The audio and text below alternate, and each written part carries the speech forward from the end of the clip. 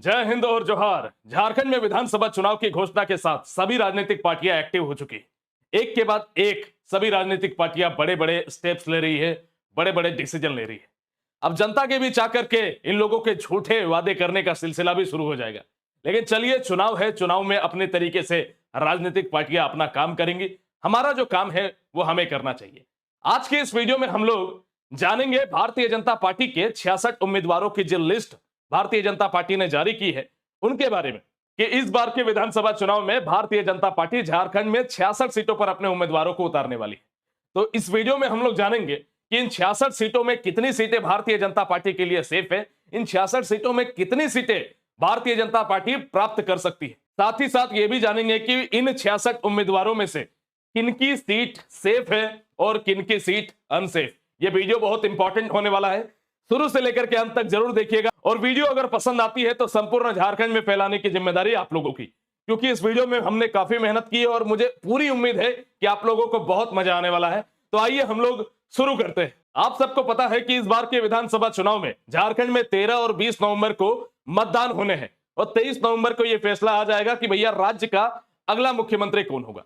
पिछली बार जब हम लोग भारतीय जनता पार्टी के बारे में बात करते हैं तो 60 सीटों पर उन्होंने अपना उम्मीदवार उतारा था। इस बार इनकी संख्या थोड़ी सी बढ़ गई और 66 सीटों पर भारतीय जनता पार्टी अपने उम्मीदवारों का नाम सार्वजनिक कर रही है, यानी कि 66 सीटों पर झारखंड में चुनाव लड़ रही है। इन 66 सीटों में निम्नलिखित आप पूरे लिस्टों को देख सकते हैं कि इस तरीके से टोटल 66 लोगों का नाम है और एक एक करके मैं सारे लोगों के बारे में आप लोगों को बताने वाला हूं कि भैया कौन से सीट पर कौन सा व्यक्ति जीत सकता है, पिछले बार का मुकाबला कैसा था, और पूरी तरीके से 100% ऑथेंटिक फैक्ट्स के आधार पर मैं ये डिफाइन करने वाला हूं कि भैया इस बार के विधानसभा चुनाव में भारतीय जनता पार्टी में से कौन सा नेता जीत सकता है, कौन उन्हें कड़ी टक्कर दे सकता है। आइए एक एक करके शुरू करते हैं। सबसे पहले बात करते हैं धनवार की सीट, जो गिरिडीह जिले से है। पिछली बार भी बाबूलाल मरांडी यहां से खड़े हुए थे, हालांकि वो अपनी खुद की पॉलिटिकल पार्टी जेवीएम से लड़े थे और उन्होंने अपनी जीत दर्ज की थी। पिछले बार की बात अगर करें तो बाबूलाल मरांडी 17,000 वोटों से इस चुनाव को जीते थे, लेकिन अब वो बीजेपी की तरफ आ गए हैं तो बीजेपी का वोट भी उन्हें मिलेगा और कुल मिलाकर के अगर बात करें तो यहां पर और बड़े अंतराल पर बाबूलाल मरांडी जीतने वाले हैं। इसीलिए मैंने यहां पे क्लिक का टिक का साइन दिया है, यानी कि ये वाला सीट जो है बीजेपी के लिए सेफ है। इसके बाद बात करते हैं अगला, तो राजमहल सीट आती है जो साहेबगंज जिले में पड़ता है। अनंत ओझा पिछले बार भी यहां से उतरे थे और पिछले बार भी जीते थे। वर्ष 2019 के विधानसभा चुनाव के बारे में बात करें तो 12,000 वोटों से अनंत ओझा इस सीट से जीते थे, लेकिन तब इनकी टक्कर आजसू के साथ थी, क्योंकि आजसू बीजेपी अलग अलग चुनाव लड़े थे 19 में। अब इनका टक्कर जो है सीधे जेएमएम के साथ, कांग्रेस या आरजेडी, इनके जो भी गठबंधन दल जो है इस सीट से लड़ना चाहे उनसे होने वाला है, ठीक है। लेकिन 12,000 का मार्जिन एक बड़ा मार्जिन है, तो एक तरीके से आप देखेंगे कि आजसू का वोट भी इनको एक तरीके से मिलेगा, बीजेपी का वोट मिलेगा, तो इनका सीट जो है सेफ नजर आता है। तीसरे सीट में अगर हम लोग बात करें तो ये भी साहेबगंज जिला का पड़ता है, बोरियो का सीट, जो एसटी के लिए रिजर्व है। लोबिन हेम्ब्रम पिछले बार खड़े हुए थे और जेएमएम की तरफ से ये चुनाव लड़े थे, लेकिन जेएमएम पार्टी को छोड़ करके एक बड़े नेता जो है भारतीय जनता पार्टी की तरफ चले गए। लोबिन हेम्ब्रम उस दौरान 17,000 वोटों से जीते थे और पूरी उम्मीद है कि इस बार चूंकि लोबिन हेम्ब्रम के अपने वोटर्स और बीजेपी के वोटर्स दोनों मिल करके जब वोट करेंगे तो ये वाला सीट भी हम लोगों को सेफ नजर आता है कि लोबिन हेम्ब्रम साहब जो है इस सीट से जीत सकते हैं। चौथा सीट आता है आपका लिट्टीपाड़ा का, ये भी एसटी के लिए रिजर्व है, ये भी साहेबगंज जिले में पड़ता है। इस सीट पर अगर बात करें तो इस बार भारतीय जनता पार्टी ने बाबूधन मुर्मू को सीट दिया है, लेकिन यहां पर बात यह करना है कि जेएमएम की तरफ से दिनेश विलियम मरांडी पिछले बार 13,000 वोटों से यहां पर जीत गए थे, तो इसीलिए ये वाला सीट जो है भारतीय जनता पार्टी के लिए थोड़ा सेफ नजर नहीं आ रहा है, क्योंकि विलियम मरांडी जो है पिछले बार के विधायक है, अगर थोड़ा सा बढ़िया अगर काम किए हैं तो उस तरीके से आप देखते हैं कि जब मार्जिन, जीतों का मार्जिन ज्यादा रहता है 10,000 से ज्यादा, तो वो वाला सीट थोड़ा सा एक तरफा चला जाता है, क्योंकि थोड़ा सा अगर काम कर दे वो उस क्षेत्र का विधायक तो वो वाला सीट वापस से रिपीट हो जाता है। आप लोग अक्सर ये चीज देखते हैं, तो इसीलिए क्वेश्चन मार्क जहां जहां पर रहेगा, यानी कि वो वाला सीट सेफ नहीं है। आगे बात करते हैं पाकुड़ जिले में महेशपुर आता है, महेशपुर विधानसभा क्षेत्र। भारतीय जनता पार्टी ने नवनीत हेम्ब्रम को इस बार टिकट दिया है ना, लेकिन जब हम लोग बात करते हैं इस सीट के बारे में तो ये वाला सीट भी कंफ्यूजन वाला है, क्योंकि 34,000 वोटों से जेएमएम के एक नेता ने इस सीट को जीता था, तो एक तरीके से ये वाला सीट भी आपका सेफ नहीं नजर आता है। आगे बात करें तो शिकारीपाड़ा आता है जो दुमका जिले का पड़ता है। परितोष सोरेन को इस बार टिकट मिला है, लेकिन जेएमएम के नलिन सोरेन के बारे में जब बात करते हैं 29,000 वोटों से ये चुनाव जीत चुके थे जेएमएम की तरफ से, और इस बार भी जेएमएम जो है नलिन सोरेन को ही टिकट देने वाला है। तो एक तरीके से देख सकते हैं कि नलिन सोरेन का यहां पर पलड़ा भारी नजर आ रहा है, तो इसीलिए सिकारीपाड़ा की जो सीट है वो भी बीजेपी के लिए थोड़ा सेफ नहीं नजर आती। आगे बात करते हैं नाले का, जो जामताड़ा जिला में पड़ता है, नाले विधानसभा क्षेत्र। इसमें माधव चंद्र महतो को टिकट मिला हुआ है, लेकिन यहां से जब हम लोग बात करते हैं तो रविंद्र महतो जेएमएम की तरफ से जो स्पीकर भी थे, है ना, विधानसभा स्पीकर भी थे, तो रविंद्रनाथ महतो को टिकट मिला है, मिल सकता है, पूरा कंफर्म है कि उन्हीं को मिलने वाला है लगभग। तो रविंद्रनाथ महतो 2500 सीटों से, मात्र 2500 सीटों से इस विधानसभा क्षेत्र से जीते थे। तो एक तरफ से कह सकते हैं कि माधव चंद्र महतो का मामला यहाँ पे 50-50 है, जीत भी मिल सकती है, हार भी मिल सकती है। तो यहां से अगर आप कुल देखते हैं, पहले इन 7 श्रेणियों में अगर देखते हैं तो 7 में से 3 सीटों पर जो है भारतीय जनता पार्टी थोड़ा सा मजबूत नजर आती है। मजबूत क्या, लगभग जीत की तरफ अग्रसर है, 3 सीटें यहां से मिल सकती है। आगे बढ़ते हैं अगले लिस्ट की तरफ। आगे जब जामताड़ा के बारे में बात करते हैं तो भाजपा ने इस बार सीता सोरेन को, देखिए सीता सोरेन को फंसा दिया। देखिए भारतीय जनता पार्टी किसी की नहीं है, मैं बता रहा हूं, अपना फायदा देखते। सीता सोरेन जेएमएम में सेफ थी, अब खतरनाक सीट पे इन्हें चुनाव लड़ना पड़ेगा। भारतीय जनता पार्टी ने सीता सोरेन को भेज दिया भैया जामताड़ा, और जामताड़ा में कांग्रेस के इरफान अंसारी जो है यहां पर आते हैं। और जामताड़ा का क्षेत्र अगर बात करें, मुस्लिम बहुल्य क्षेत्र है, और इरफान अंसारी पिछले बार 38,000 वोटों से जीते थे। यहाँ पे 1,17,000 से ज्यादा वोट जो है उन्हें प्राप्त हुआ था। इसलिए ये वाला सीट जो है सीता सोरेन के लिए थोड़ा सा सेफ नहीं नजर आता। हालांकि इरफान अंसारी को तो हारना ही चाहिए, वो जिस प्रकार के नेता है, ठीक है, जिस तरह की वो बचकानी बातें करते हैं, लेकिन बात अलग है, वो आप लोगों का ओपिनियन हो सकता है। लेकिन छात्रों के लिए इरफान अंसारी ज्यादा बेहतरीन नहीं है, उनकी टिप्पणियां छात्रों को पसंद नहीं आती। तो इसीलिए हम एक शिक्षक होने के नाते हमारी भी सोच जो है छात्रों के प्रति चली जाती है। आगे बढ़ते हैं, आगे है दुमका की सीट। सुनील सोरेन को टिकट मिला है, लेकिन हेमंत सोरेन पिछली बार 13,000 वोट से 2 जगह से जीते थे, आपको याद होगा हेमंत सोरेन। तो हेमंत सोरेन खुद यहां से चुनाव लड़ सकते हैं, इस बार भी 2 सीटों से लड़ सकते हैं, ठीक है। तो ये वाला सीट भी जो है, जो दुमका का सीट है, ये सुनील सोरेन के लिए सेफ नजर नहीं आता। आगे बात करते हैं जामा की सीट, ये भी दुमका से आता है। सुरेश मुर्मू यहां से खड़े हो रहे हैं बीजेपी की टिकट पे।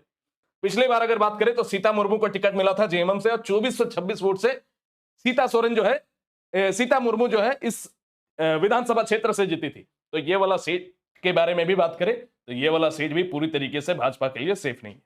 आगे बात करते हैं झारमुंडी, ये भी आपका दुमका जिले में पड़ता है। देवेंद्र कुंवर को इस बार टिकट मिला है। कांग्रेस के बादल जो है 3,000 वोटों से जीते थे, तो जहां पर 2,000-3,000 का मार्जिन आप देख रहे हैं, वहां पर समझिए कि 50-50 का मामला है। 2-3,000 वोट कुछ नहीं होता, समझे ना। तो 2-3,000 का मार्जिन में आप समझिए कि पलड़ा किधर भी जा सकता है, लेकिन मार्जिन जब 10,000 से ज्यादा हो जाए तब आप समझो कि लगभग वही फिर से जीतने वाले हैं। आगे बात करते हैं भैया मधुपुर। मधुपुर आता है आपका देवघर जिले के अंतर्गत। मधुपुर विधानसभा क्षेत्र के बारे में बात करें, गंगा नारायण सिंह को टिकट मिला है, लेकिन यहां से हुसैन अंसारी जो है 29,000 वोटों से जीते थे जेएमएम की तरफ से। आगे सारठ है, यह भी देवघर जिले में, देवघर जिले के अंतर्गत आने वाला विधानसभा क्षेत्र है। रणधीर कुमार सिंह को इस बार टिकट मिला है, जो पहले जेवीएम की तरफ थे, है ना, लेकिन अब रणधीर कुमार सिंह भारतीय जनता पार्टी में शामिल हो चुके। जाहिर सा बात है कि खुद इनके अध्यक्ष अगर भारतीय जनता पार्टी में शामिल हो चुके तो सारे जेवीएम के नेता जो है बीजेपी में शामिल होंगे। तो इनकी जो पिछले बार टक्कर थी वो जेवीएम वर्सेस बीजेपी की थी, लेकिन अब बीजेपी का वोट भी मिलेगा, जेवीएम का वोट भी मिलेगा रणधीर कुमार सिंह को। तो इनका सीट पूरी तरीके से सेफ है, 21,000 वोट से पिछली बार जीते ही है। इनका जो डायरेक्ट टक्कर होगा वो जेएमएम या आरजेडी या कांग्रेस के किसी लीडर से होगा। आगे बात करते हैं देवघर सीट से, नारायण दास को टिकट मिला है। नारायण दास के बारे में बात करें, ये भी एक तरीके से सेफ टिकट है भाजपा का। मात्र 2600 सीटों से ये इस चुनाव को जीते थे। लेकिन देवघर के बारे में बात करें, देवघर में काफी विकास के कार्य हुए, एयरपोर्ट वगैरह खुला है, देवघर में मोदी जी का कई बार आगमन हुआ। तो देवघर की जनता इन्फ्लुएंस, और उम्मीद यही है कि बीजेपी को ये वाला टिकट चला जाएगा। आगे बात करते हैं पोड़ियाहाट की, गोड्डा जिले के अंतर्गत आने वाला विधानसभा क्षेत्र है। देवेंद्र सिंह को टिकट मिला है।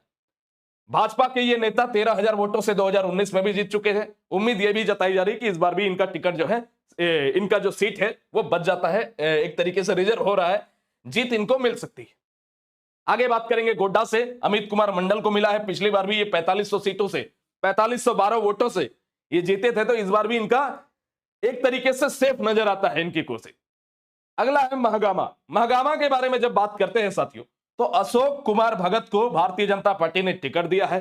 पिछले बार अगर बात करें तो अशोक कुमार भगत हारे थे। कांग्रेस के दीपिका पांडे सिंह 12,000 वोटों से यहां पर जीती थी, इसीलिए मामला यहां पर फंस जाता है। इसीलिए क्वेश्चन मार्क हमने लगा कर रखा है कि भैया ये वाला सीट जो है थोड़ा सा 50-50 का मसला है। 50-50 नहीं, दीपिका पांडे सिंह एक लोकप्रिय नेता है कांग्रेस की, ठीक है, तो उधर जो है झुकान एक तरफ से जा रहा है।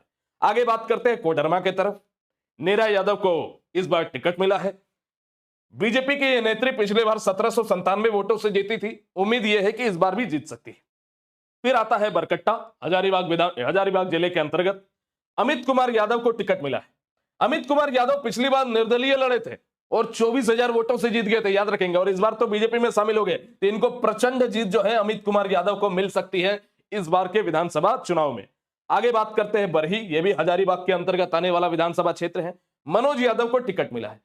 पिछले बार के बात करें तो उमाशंकर अकेला को, जो कांग्रेस के तरफ है, वो 11,000 वोटों से जीते थे, तो इसीलिए ये वाला सीट भी जो है मनोज यादव जी का बरही का सीट, ये भी थोड़ा सा फंसता हुआ नजर आता है। बड़का गांव के बारे में बात करें तो यहां से जीतना तो बड़ा मुश्किल है। रोशनलाल चौधरी को टिकट मिला है। अंबा प्रसाद यहां से 34,000 वोटों से जीती थी, है ना, तो अंबा प्रसाद वापस से रिपीट हो सकती है कांग्रेस के टिकट पे यहां पर, और ये वाला जो क्षेत्र है कांग्रेस की तरफ जाता हुआ नजर आ रहा है। आगे बात करते हैं हजारीबाग, तो 100% ये वाला सीट जो है बीजेपी की तरफ जा रहा है ना। इस बार अगर बात करें, पिछले बार प्रदीप प्रसाद इस टिकट पर खड़े हुए थे, लेकिन इस बार मनीष जायसवाल को टिकट मिला है। 50,000 वोटों से प्रदीप प्रसाद उस दौरान जीते थे। अब देखते हैं, मनीष जायसवाल को देखना दिलचस्प होगा वो कितने वोटों से जीत रहे, हालांकि एक लोकप्रिय नेता है बीजेपी के। आगे आते हैं हम लोग सिमरिया, जो चतरा जिले में पड़ता है। उज्जवल दास को टिकट मिला। यह भी बीजेपी के पिछले बार के विधानसभा चुनाव में 10,000 वोटों से जीते थे। तो कुल मिलाकर के ये सेकंड लिस्ट जब आप देखेंगे तो यहां से 8 बीजेपी के टिकट जो है सेफ नजर आते हैं, 8 बीजेपी के सीट सेफ नजर आते हैं। आगे बढ़ते हैं साथियों, अब आता है भैया विधानसभा नंबर, आपका विधानसभा क्षेत्र 29वां, जो आता है बगोदर गिरिडीह जिला के अंतर्गत। नागेंद्र महतो को इस बार टिकट मिला है। पिछले बार के बारे में बात करें तो सीपीआई के विनोद कुमार सिंह 14,000 वोटों से यहां पर जीते थे, तो कुल मिलाकर के ये वाला सीट भी जो है बीजेपी के लिए थोड़ा सा फंसता हुआ नजर आता है। आगे आता है आपका गिरिडीह का ही जमुआ सीट, एसटी के लिए रिजर्व सीट है। मंजू देवी जहां से खड़ा होती है। मंजू देवी के बारे में जब हम लोग बात करते हैं तो ये वाला सीट भी मंजू देवी के लिए सेफ नजर आता है, क्योंकि पिछले बार बीजेपी के केदार हाजरा जो है इस सीट से 18,000 वोटों से जीते थे, तो चूंकि बीजेपी का जीत वाला ये क्षेत्र है, तो यहां पर भी वो चीज रिपीट हो सकती है। आगे बढ़ते हैं गांडे, तो गांडे से तो कोई चांस नहीं है मेरे दोस्त। ये मुनिया देवी जो खड़ी हुई है, इनके लिए कोई चांस नहीं है, क्योंकि कल्पना मुर्मू का फैन फॉलोइंग आप देख रहे हैं, गांडे से वो खुद खड़ी होंगी, तो ये वाला सीट भी जो है पूरी तरीके से सेफ। इसको पूरी तरीके से कह दो कि भैया सेफ है ही नहीं, जीत के चांसेस यहां पर है ही नहीं। आगे बात करते हैं गिरिडीह की तरफ, तो गिरिडीह से निर्भय कुमार साहबादी को यह टिकट मिला है। यह भी सेफ नहीं है, क्योंकि गिरिडीह जिला में भी जेएमएम की सरकार है। 15,000 वोटों से जेएमएम ने पिछले बार यहां से जीत दर्ज की थी। यहां पर भी जेएमएम की सरकार, जेएमएम के नेता बैठे हुए। सरकार कहने का मतलब यही है कि जेएमएम के नेता यहां से जीते हैं 8,000 वोटों से। और आगे जब बात करते हैं बेरमो की तरफ, तो रविंद्र पांडे यहां से जीते थे 34,000 वोटों से।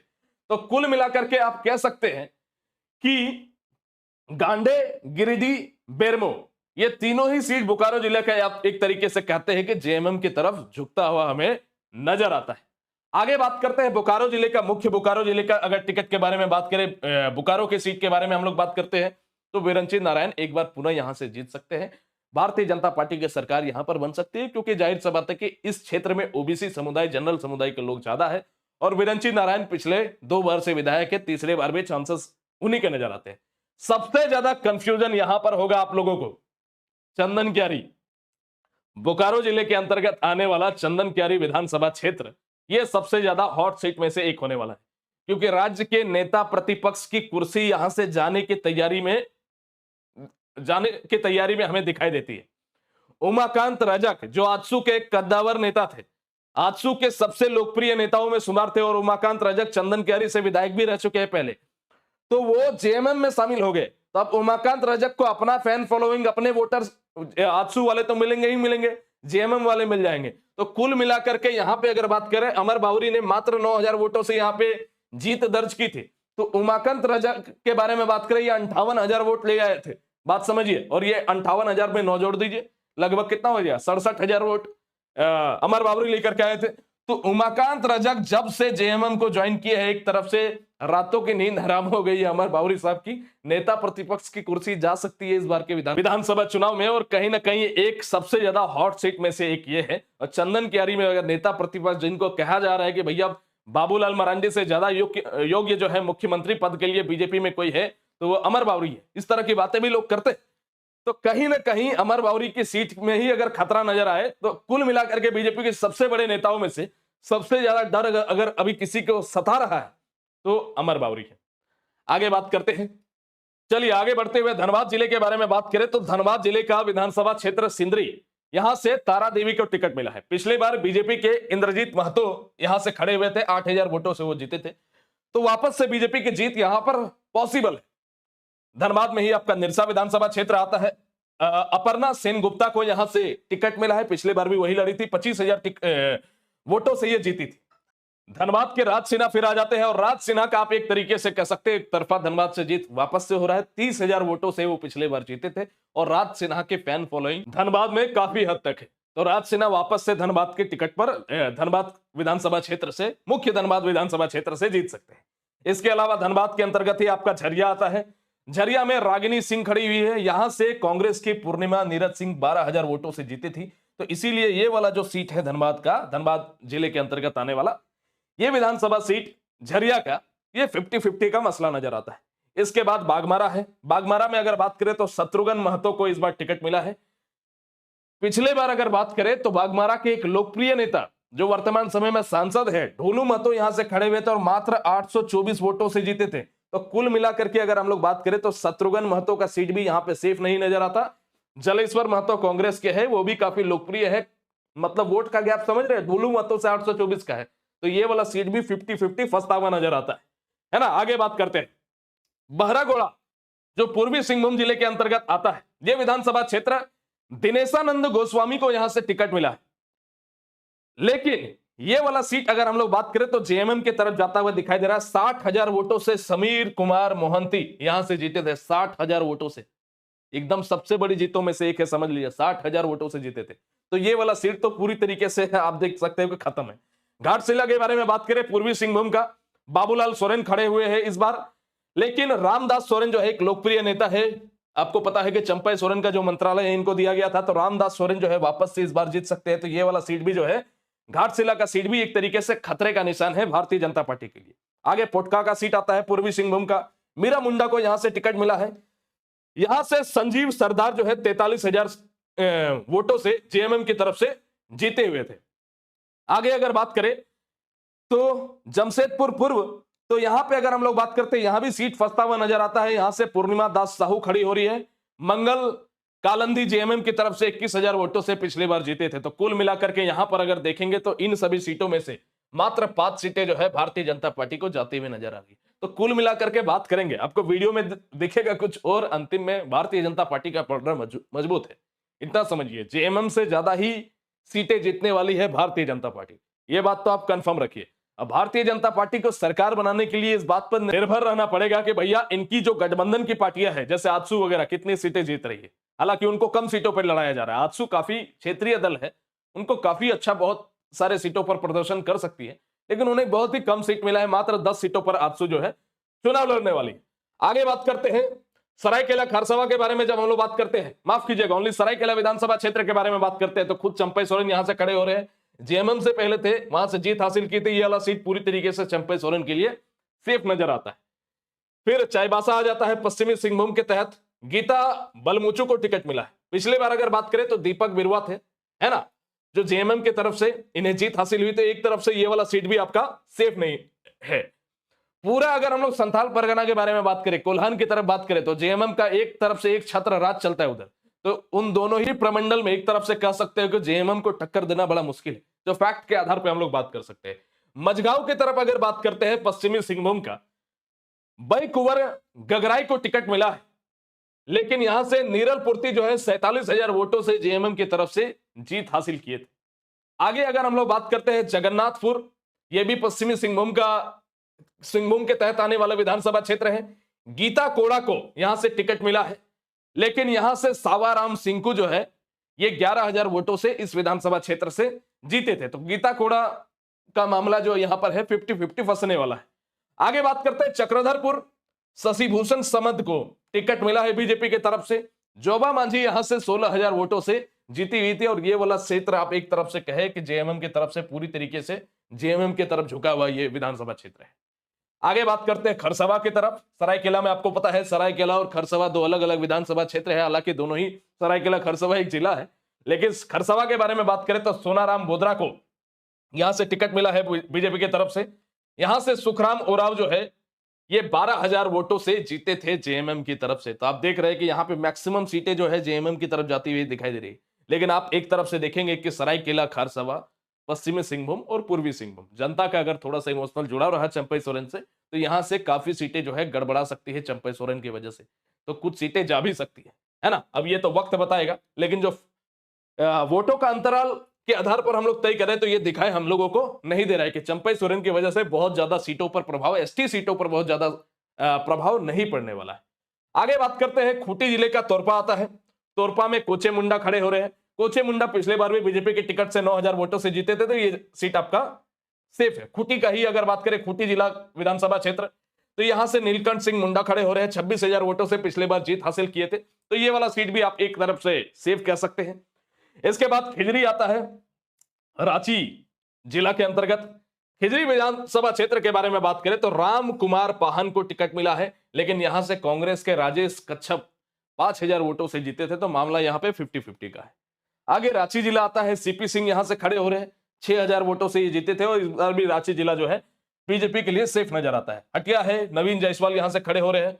16,000 वोटों से ये जो है पिछले बार जीते थे और इस बार भी उम्मीद है जीतने के चांसेस है। रांची का मैक्सिमम विधानसभा क्षेत्र आप देखेंगे कि बीजेपी की तरफ जाता हुआ नजर आएगा। काके के बारे में बात करें, जीतू चरण राम यहां से खड़े हुए थे, 22,000 वोटों से जीते थे, है ना। हालांकि पिछले बार सम्मारी लाल खड़े हुए थे, लेकिन बीजेपी के ही वो नेता थे, 22,000 वोटों से जीते थे।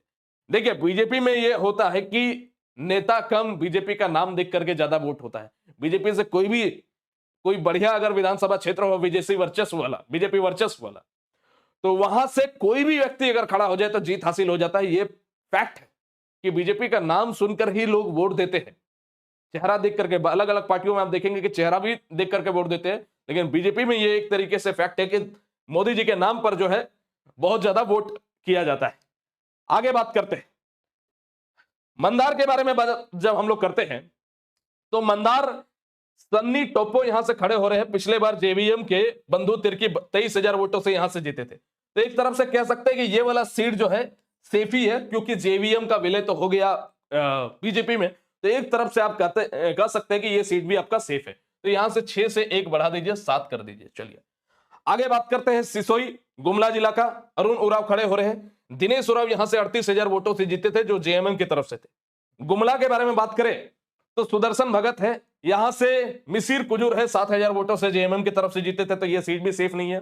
फिर विशुनपुर आता है आपका गुमले जिले का। समीर उराव इस बार खड़े हो रहे हैं। पिछले बार अशोक उराव जेएमएम की तरफ से 17,000 वोटों से जीते थे, तो कुल मिलाकर के यहां से 7 सीटें बीजेपी की सेफ नजर आती है।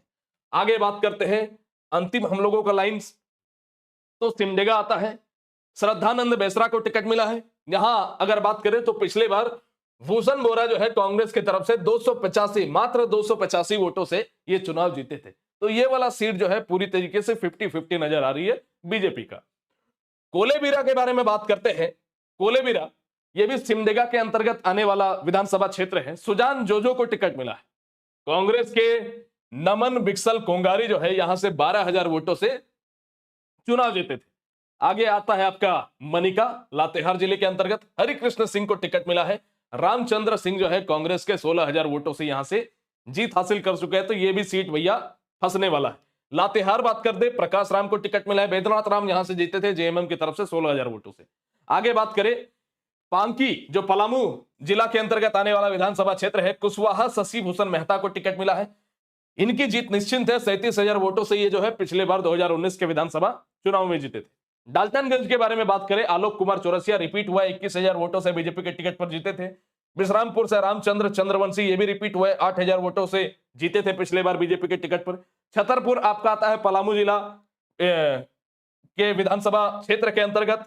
पुष्पा देवी रिपीट हुई है, 26,000 वोटों से पिछले बार बीजेपी के टिकट पर जीती थी। और अंत में अगर बात करें हुसैनाबाद, ये कमलेश कुमार सिंह यहां से 9,000 वोटों से पिछले बार जीते थे। हालांकि ये किसी और पार्टी में थे, अभी बीजेपी की तरफ आ गए तो उनको फायदा ही होगा। 9,000 वोटों से ये पिछले बार जीते थे। लेकिन लास्ट के 2 सीटों के बारे में बात करें तो यहां पे जेएमएम के बहुत बड़े बड़े नेता है ना। तो यहां पे आप अगर बात करो, गढ़वा से सत्येंद्र नाथ तिवारी को टिकट मिला है, लेकिन इनका मामला फंस गया है क्योंकि मिथिलेश ठाकुर एक बड़े नेता है जेएमएम की तरफ से, है ना। 23,000 वोटों से ये पिछले बार चुनाव जीत चुके थे। तो ये वाला इस चुनाव में भी अगर बात करें तो मिथिलेश ठाकुर जो है पूरी तरीके से एक तरफा जीत उनकी हासिल हो रही है। और लास्ट में बात करें भवनाथपुर से बीजेपी के टिकट पर भानु प्रताप शाही लड़े थे और एक बड़े नेता है, 39,000 वोटों से इन्होंने जीत हासिल की थी। तो कुल मिलाकर के यहां से बात करें तो टोटल 6 बीजेपी के टिकट जो है यहां से सेफ नजर आती है। तो अब आते हैं फाइनल कंक्लूजन की तरफ कि भारतीय जनता पार्टी को 2024 के विधानसभा क्षेत्र में कितनी सीटें जो है प्राप्त हो सकती है ना। आइए एक एक करके चीजों को मैं बताता हूं। पहले यहां से गिनना शुरू करो, यहां से 3 सीट, यहां से 8, 8 और 3 11 हो गया। 11 के बाद आगे जब बढ़ाएंगे 11 और 5 कितना हो गया, 11 5 16, 16 और 7 जब हम लोग जोड़ देते हैं तो 23, 23 और 6 जब जोड़ देते हैं तो 29, यानी कि कुल मिलाकर के यहां 28 + 1 कर दीजिए। और 28 + 1 जो है 66 में से बीजेपी के 66 विधानसभा सीटों में जहां ये उम्मीदवार उतार रहे हैं, इन 66 विधानसभा सीटों में 29 सीटें जो है सेफ नजर आ रही है। बाकी की अगर हम लोग बात करें 38 सीटें, तो इन 38 सीटों में अगर 12 सीट भी अगर बीजेपी जीतती है तो समझो कि इधर का 29 और 12 तो 41 सीट जो है बीजेपी की जीत की तरफ हमें ले जाती हुई दिखाई देती है। लेकिन इन 29 सीटों में भी 1-2 सीटों में प्रभाव पड़ेगा। तो कुल मिलाकर के अगर बात करो तो 38 सीटें, मुझे ऐसा लगता है कि 38 सीटें बीजेपी को प्राप्त हो जाएगी, जो हमेशा की तरह सबसे ज्यादा होगा। चाहे जेएमएम के बारे में बात करूं, कांग्रेस से तुलना करूं, 38 सीटें भारतीय जनता पार्टी इस बार के विधानसभा चुनाव में जीत सकती है। अब जब 23 तारीख को 23 नवंबर को रिजल्ट आएगा तब इस वीडियो के साथ आप मिला लीजिएगा कि कितनी बातें हमारी सत्य हो रही है। लेकिन ऑलमोस्ट इतनी ही सीटें भारतीय जनता पार्टी इस बार के विधानसभा क्षेत्र में विधानसभा चुनाव में जीत सकती है। तो आशा करेंगे ये वीडियो आप लोगों को पसंद आया होगा, सारी बातें आपको समझ में आई होंगी कि किस तरीके से, देखो मैंने फैक्ट के आधार पर चीजों को स्पष्ट किया। मेरा किसी पॉलिटिकल पार्टी की तरफ रुझान नहीं रहता है। मैंने आपको बताया कि जितने वीडियो मुझे बीजेपी के पक्ष में मिलेंगी उससे 1000 गुना ज्यादा वीडियो जेएमएम के पक्ष और विपक्ष में मिलेंगी।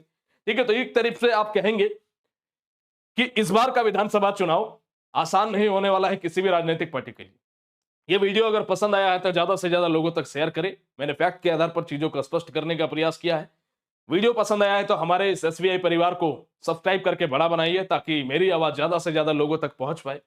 मिलते हैं आप लोगों से अगले वीडियो में, तब तक के लिए सभी को जय हिंद, सभी को झारखंडी जोहार।